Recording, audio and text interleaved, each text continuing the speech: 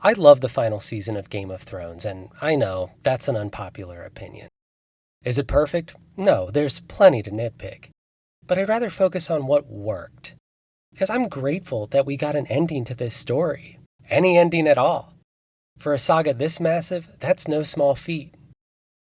One of the most common complaints I hear about the final season is Jaime Lannister's ending.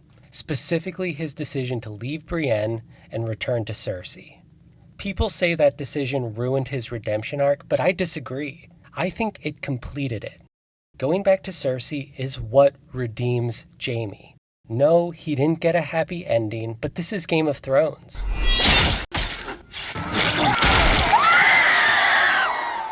We should have known better.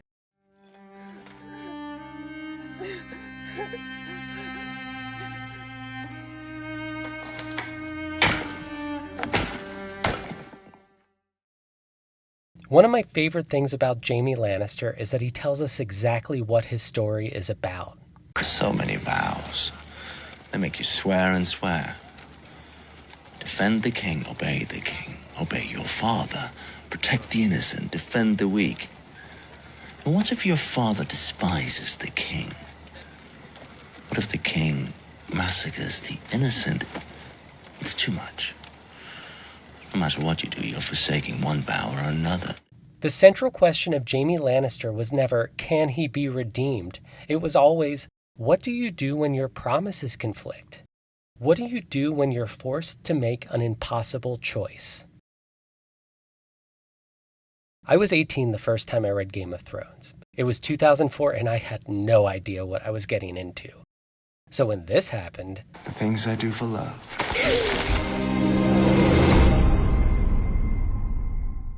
I was horrified. I'd never encountered someone like Jaime Lannister before. There are no men like me. Only me. I'd read stories, news reports, history books about people doing terrible things to one another, but it was always at a distance. It was easy to compartmentalize it. I mean, the kind of person who tries to murder a child, you imagine someone violent, deranged, desperate. Jaime didn't come off that way. He was calm. He was comfortable. He didn't try to kill Bran in a fit of rage. He wasn't frothing with madness. He did the math. He looked at a child, he turned to look at the woman he loves, and he made his decision. This scene still makes me uncomfortable. I didn't like knowing that there are people out there that can do things like this and then just go on with their day. When I was 18, it genuinely scared me. I'm going to assume if you've made it this far, you've seen Game of Thrones, so I'll summarize what happens next. Jaime is captured by Robb Stark. Catelyn Stark frees Jaime, hoping to trade his life for her daughter's. And the Jaime Lannister redemption tour begins. We see him imprisoned, stripped of power, stripped of dignity, maimed.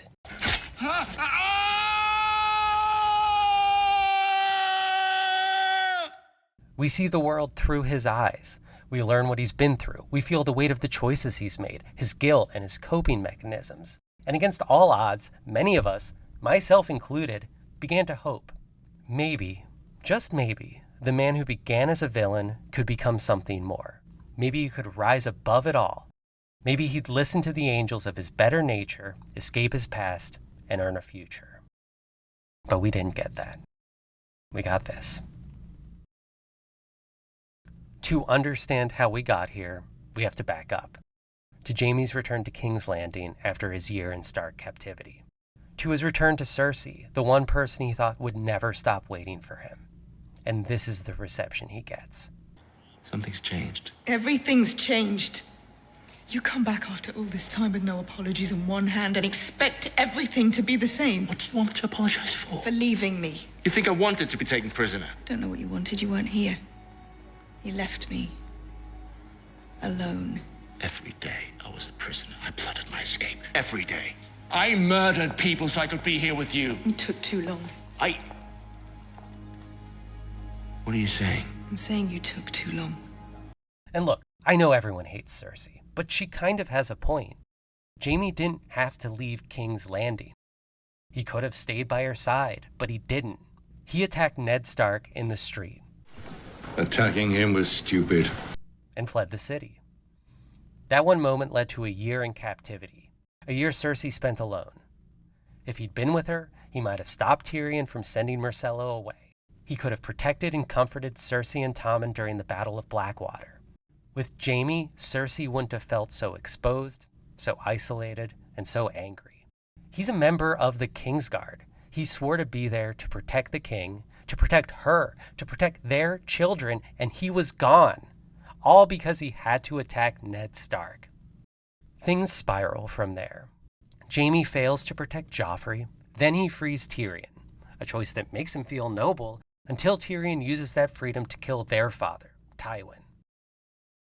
Tywin's funeral marks a major turning point for Jaime because he picks a side. What he built, it's ours. He built it for us. He meant it for us. They're going to try to take it away. All of it. All of them out there are enemies. We don't know if it's guilt, loyalty, love, or pragmatism, but the message is clear. It's you and me against the world, Cersei. But as Jaime commits, Cersei pulls away. The bond he thought they shared is gone, dead alongside their father. You're a man of action, aren't you?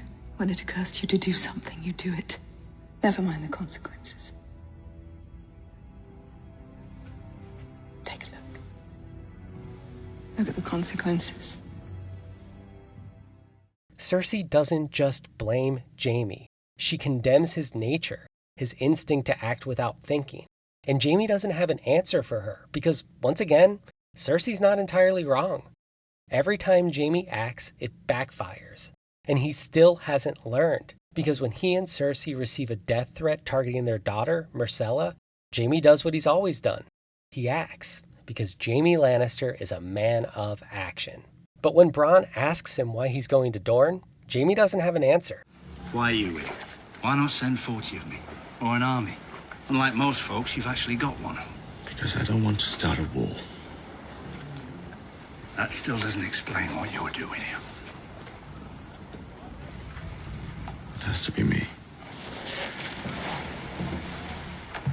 If I'm putting something like this together, a one-handed man who happens to be one of the most recognizable faces in Westeros is not... It has to be me.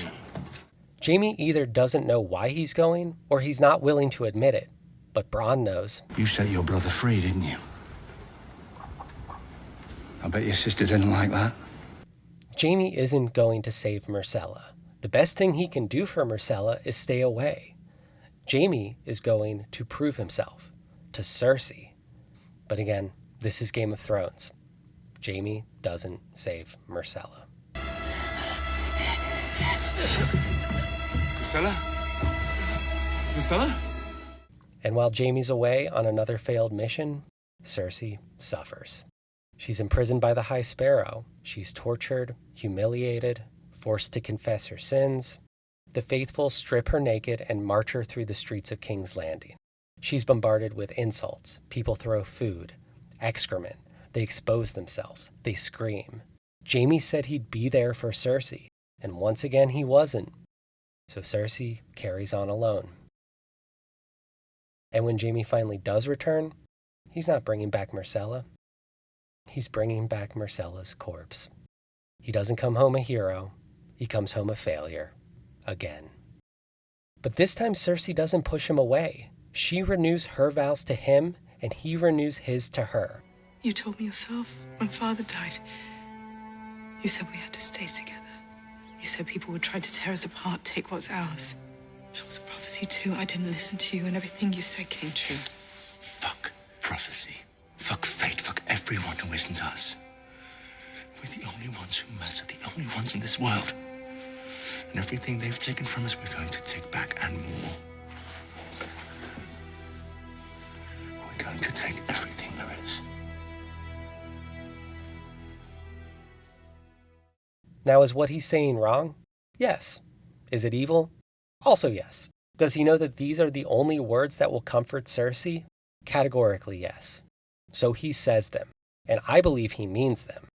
We've known what Jaime is willing to do for Cersei, for love, since the very beginning. It's the first thing we learn about him. And now he's all in. The only thing that can tear them apart now is an army of the dead. This isn't about noble houses. This is about the living and the dead. Which brings us to Winterfell. Things are going great for Jaime. Dany pardoned him for murdering Aerys. The Night King is dead. He's consummated his relationship with Brienne. He's traded Lannister gold for Night's Watch black. For the first time, Jaime seems to be at peace. He even tells Tyrion he has no intention of returning to King's Landing or Cersei.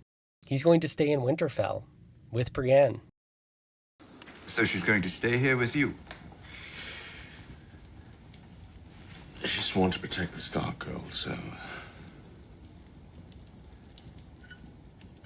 say something snide. I'm happy. I'm happy that you're happy. I'm happy that you'll finally have to climb for it.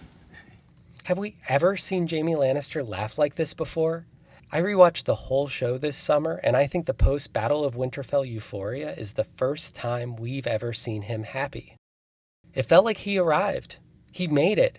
Redemption was real. For those of us that wanted this ending for him, we got it. It just lasts less than 30 seconds. It lasts until Bronn arrives. And he reminds Jaime, the world didn't end. You still have obligations. You still have dues to pay. And Jaime remembers that he can't pay them from Winterfell. Your sister offered me Riverrun. Nice big castle, good lands, plenty of peasants who do what they're told. You trust Cersei? I knew your sister was dead the second I saw those dragons. Look at Jaime's reaction. He knows it too. Cersei is going to die. He told her as much after the Battle of the Gold Road. I just saw the Dothraki fight. They'll beat any mercenary army. They'll beat any army I've ever seen. Killing our men wasn't war for them, it was sport. Her dragon burnt 1,000 wagons. Qyburn Scorpion fired bolts bigger than you. They couldn't stop it, and she has 3 of them. This isn't a war we can win. These thoughts have been with Jaime ever since the Gold Road, but he buried them when he left King's Landing. And now he remembers. He knows what will happen to his sister when Daenerys reaches King's Landing. And then Cersei makes it personal. Euron Greyjoy ambushed Queen Daenerys and her fleet. One of the dragons was killed, several ships destroyed, Missandei captured. They all know what this means. Sansa's just the only one happy about it. I always wanted to be there when they execute your sister. Seems like I won't get the chance. Cersei's going to die, but not just die. She'll suffer. Daenerys will make sure of it. So now Jaime has a choice to make. He can stay. Stay with Brienne in Winterfell, with the woman he knighted, the woman he fought for, the woman he loves. He rode north not just to honor a truce, not just to say a vow. He rode north for her. He turned away from Cersei for her. And I don't just mean romantically. I'm talking about what Brienne represents. Unblemished honor. The kind of unwavering integrity that Jaime has wrestled with his entire life, but never fully embraced. A clarity of purpose, a steadfast commitment to doing what's right, even when it's the hardest path. She embodies the knightly ideals Jaime admires, but often feels disconnected from. For Jaime, Brienne isn't just a lover, she's a living reminder of who he could be and the kind of man he's always hoped to become. But Jaime made a promise to Cersei. It was going to be the two of them against the world, and he broke that promise. He broke it to fight the army of the dead, but now the army of the dead is beaten, and Cersei is alone. She's the worst person in the world, but Jaime made a promise. So that night, he gets ready to leave. He knows no one will understand. He knows he'll be mocked, hated, and he knows he's going to die in King's Landing. So when Brienne finds him and tells him, They're going to destroy that city. he doesn't bother to deny it. He just asks, Have you ever run away from a fight? and then something really interesting happens. Brienne, the most honorable character in the entire story, the one person who always chooses the hardest, noblest path, she asks Jaime to take the easy way out. She asks him to do it for her. For the first time, Brienne is being selfish, and she asks Jaime to be selfish too. You're not like your sister. You're not. You're better than she is. You're a good man and you can't save her. You don't need to die with her. Stay here. Stay with me. Please. Stay. Brienne's crying before she even finishes, and so am I, every time I see it. She understands what she's asking Jaime, and she already knows he's going to leave, because she knows what she would do if it were her king, or her lady, or her queen. I think that's what hurts the most for me. It isn't that Jaime's leaving, it's that the man who stays, the man who doesn't do the hard thing, who doesn't risk his life for a promise, he wouldn't be the man Brienne fell in love with. There's an exchange between Brienne and Jaime I think about every time Jaime does something horrible. It happens on the way to King's Landing, when Brienne is about to be assaulted by their captors. Jaime tries to convince her not to fight. In the show, he says, Let them have what they want. What does it matter? What does it matter? Just close your eyes. Pretend they're Renly. but in A Storm of Swords, the line is a lot more raw. Let them have the meat, and you go far away. It will be over quicker, and they'll get less pleasure from it. Let them do it, and go away inside. This is Jaime looking out for Brienne, but it's something else too. Jaime is showing us how he copes with trauma. When something unthinkable has to happen, whether he has to watch it or do it himself, Jaime goes away. He lets the moment happen to him. He detaches, disassociates. That's how he gets through things. This is why Ned Stark has no respect for Jaime. The first thing we learn about Ned is that when someone needs to be executed, he looks them in the eyes and swings the sword himself. Ned believes in being present, in owning his behavior. Jaime doesn't. Jaime's never there when he needs to be. That's Cersei's whole complaint. You weren't here. Jaime acts without thinking. Jaime's never there.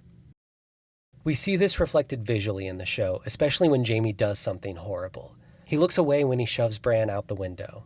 He stares from shadows, dead-eyed, when he tells his cousin he's about to murder him. You'll have to die. We see it again at River Run, when he threatens Edmure in order to break the siege. I'll send for your baby boy.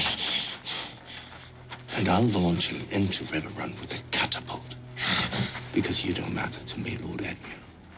The camera keeps cutting back to this profile shot of the two men. The lighting is dark, indistinct. Both men's faces are obscured. Our sense of space is disoriented. We haven't closed our eyes, but we're no longer fully grounded in the physical world.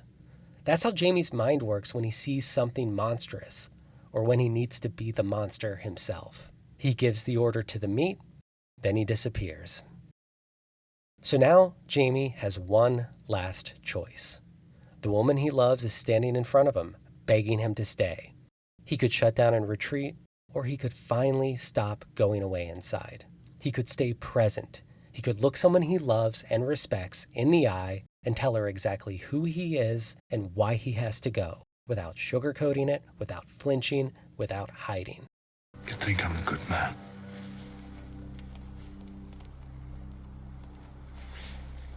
I pushed a boy out a tower window, crippled him for life. For Cersei. I strangled my cousin with my own hands, just to get back to Cersei. I would have murdered every man, woman, and child in Riverrun for Cersei.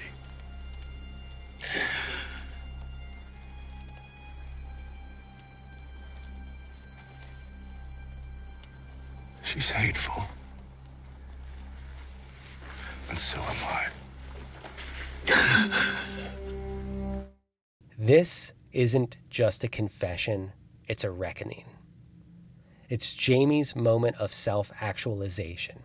It's not triumphant, it's not heroic, it's not even cathartic, but it's honest. It's earned. Jaime made his bed and he's ready to lie in it. Because what does it say about all the things he's done, the lives he's ruined, the black marks on his soul? What does it all mean if he walks away from the woman he did it for? So when Jaime rides south, he's not just going to die. He's going to give his story meaning. It's all he can do. Jaime Lannister hasn't earned a happy ending. His story is a tragedy, and I mourn it. So does Brienne. We know Brienne mourns it because we see what she does with Jaime's memory. When she writes in the Book of Brothers, the record of every night of the Kingsguard, after all the heartbreak, all the grief, she chooses not to dwell on his crimes or his failures or the atrocities he confessed to her. She writes about the good he did. She writes about the moments when he tried, the times he stood and fought and sacrificed. Captured in the field at the Whispering Wood, set free by Lady Catelyn Stark in return for an oath to find and guard her 2 daughters. Took River Run from the Tully rebels without loss of life. Lured the Unsullied into attacking Casterly Rock, sacrificing his childhood home in service to a greater strategy. Outwitted the Targaryen forces to seize Highgarden. Fought at the Battle of the Gold Road bravely, narrowly escaping death by dragonfire. Pledged himself to the forces of men and rode north to join them at Winterfell, alone. Faced the army of the dead and defended the castle against impossible odds until the defeat of the Night King. Escaped imprisonment and rode south in an attempt to save the capital from destruction. Died protecting his queen. Brienne was the one who loved Jaime and the one he hurt the most. And still, she's able to hold the 2 halves of Jaime Lannister in her heart. The man who did monstrous things in service of a monstrous love, and the man who saved lives, who fought with honor, who tried to be good. Jaime Lannister's story is about choices. Painful, impossible choices. Brienne chooses to remember the best of him. If she can do it, why can't the rest of us?